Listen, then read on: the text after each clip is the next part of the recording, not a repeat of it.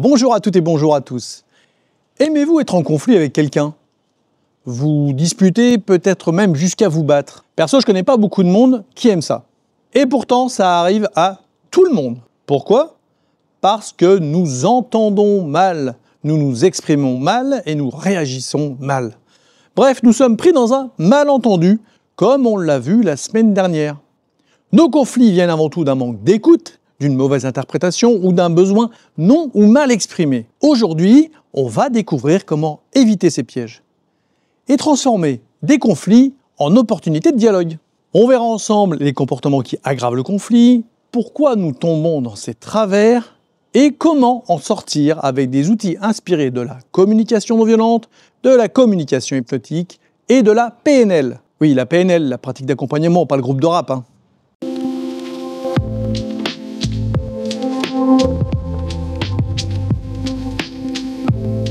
Quand on se dispute, c'est souvent qu'on s'est mal écouté et qu'on s'est coupé de notre propre besoin. Et la première erreur, c'est de réagir au lieu de répondre. Nous avons appris à réfléchir à notre réponse et à agir vite, plutôt qu'à écouter pleinement. Inévitablement, on va hausser le ton, couper la parole, répondre du tac au tac, dans une tonalité pas toujours agréable pour l'autre. Nous rentrons dans un piège, puisque l'autre se sent attaqué, on rentre donc dans un rapport de force au lieu d'un rapport d'échange. D'où le célèbre adage, il faut tourner cette fois sa langue dans sa bouche avant de parler. Deuxième erreur souvent commise, le jugement et l'interprétation. Souvent, nous ne voyons pas l'autre tel qu'il est, mais tel que nous le jugeons. Nous restons enfermés dans nos croyances et notre fameuse carte qui n'est pas le territoire.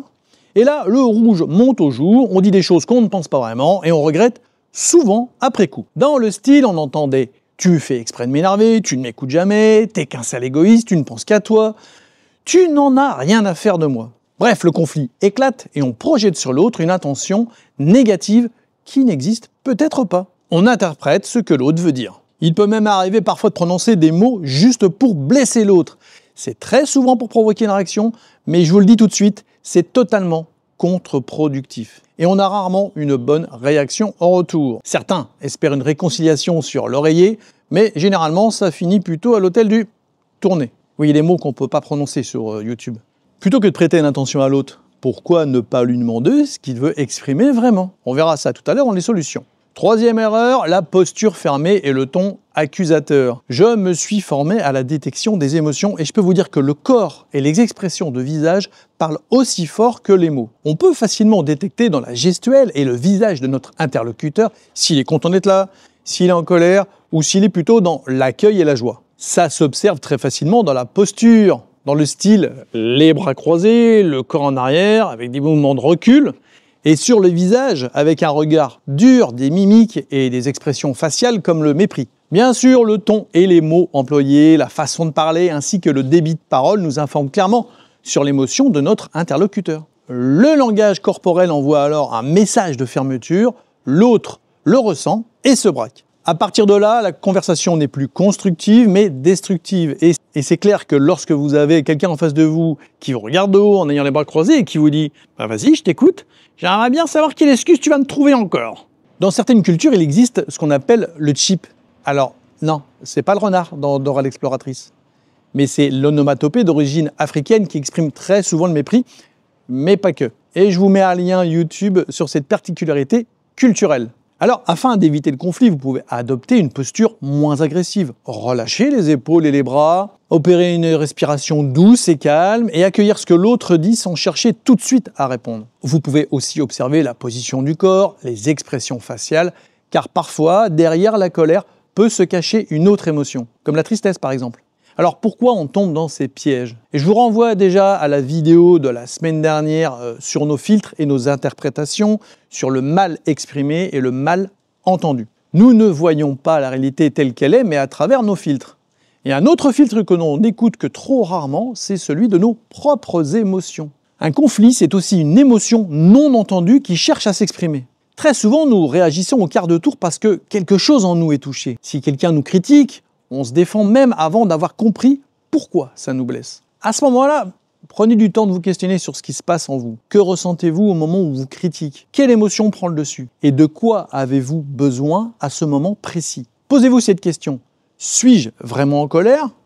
ou n'est-ce pas plus profond? Pourquoi je ressens ces émotions si fortement? Et vous pouvez facilement vous dire que si vous ressentez ces émotions, l'autre peut les ressentir aussi. Vous trouverez sur cette chaîne une playlist spéciale émotions que je vous mets en lien ici. Il y a toujours un besoin caché derrière une colère. La colère n'est pas un problème, c'est juste une sonnette d'alarme. Par exemple, si je crie « tu ne me respectes jamais », c'est de la colère. Mais mon vrai message pourrait être « j'ai besoin d'être entendu et considéré ». Et là, c'est plus de la tristesse. Donc, au lieu de dire ce que l'autre fait mal, vous pouvez exprimer ce que vous ressentez et ce dont vous avez besoin. Dans notre exemple, ce serait de la considération, du respect pour sa propre personne et ses émotions. On peut exprimer par exemple « ça me blesse que tu me dises ça, ça me fait vraiment mal ». Ne pas hésiter à exprimer votre ressenti. Et puis, il y a une notion primordiale dans les conflits. C'est le rôle de l'ego et des biais cognitifs. L'ego, c'est un gardien de notre image. L'ego, c'est cette partie de nous qui veut être reconnue, respectée, valorisée.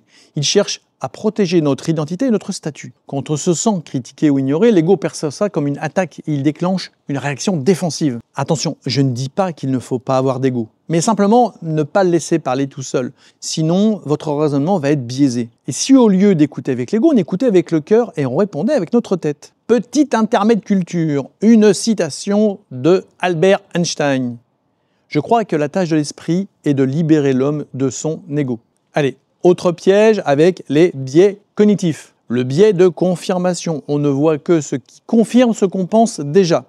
C'est une technique de manipulation très utilisée, notamment par Emmanuel Macron avec son fameux « en même temps ». Je m'explique, notre cerveau porte de l'intérêt à ce qui nous intéresse, à ce que l'on croit vrai et a tendance à rejeter le reste. Et en pratiquant ce fameux « en même temps », il sait très bien qu'il va éveiller l'intérêt du plus grand nombre.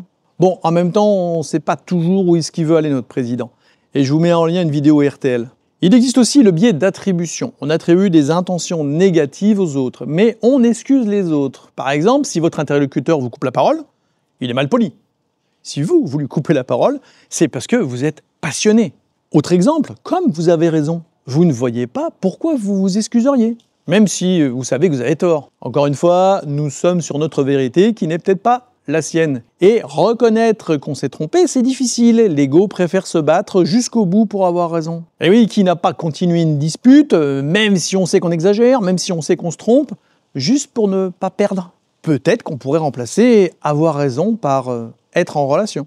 Eh bien, la bonne nouvelle, c'est qu'on peut transformer un conflit en dialogue, si on change notre façon d'écouter et de parler. Et pour ça, on va s'inspirer des outils de la communication hypnotique et de la communication non violente. Première technique, prendre une pause avant de répondre. Avant de parler, prenez une respiration et vérifiez ce qui se passe en vous. Un simple silence de 5 secondes peut éviter une dispute et poser le dialogue. Quand vous sentez la tension monter, respirez et posez-vous cette question. Qu'est-ce que je ressens? Et qu'est-ce que je veux vraiment exprimer? Deuxième technique que j'aime beaucoup, remplacer le « tu » accusateur par un « je » responsabilisant. Plutôt de dire que « ouais, t'es toujours en retard, ça m'agace », on peut simplement dire « je me sens frustré parce que t'es en retard et moi j'ai vraiment besoin de ponctualité ». Troisième technique, la fameuse reformulation. Alors ça, c'est enseigné dans toutes les écoles de communication et de commerce. Dire à l'autre, alors si je comprends bien, tu ressens ça parce que ça. Si je comprends bien, ce que vous voulez dire c'est ça, mais attention, mais pas ça. C'est un outil simple et ça évite 80% des malentendus. Alors pour conclure aujourd'hui, un conflit, c'est pas un problème, c'est une opportunité d'apprendre sur soi et sur l'autre. C'est une opportunité d'avoir une discussion constructive, d'apprendre des choses et de défendre ses idées, ses valeurs dans le respect de la parole de l'autre. Tout l'inverse de ce qu'on peut observer dans les échanges politiques contemporains. Un conflit bien géré, c'est souvent une relation renforcée. Et à propos de relations, pour renforcer la nôtre, abonnez-vous pour ne pas louper la suite de cette série sur les conflits. À la semaine prochaine sur Projet Neuro Hypno.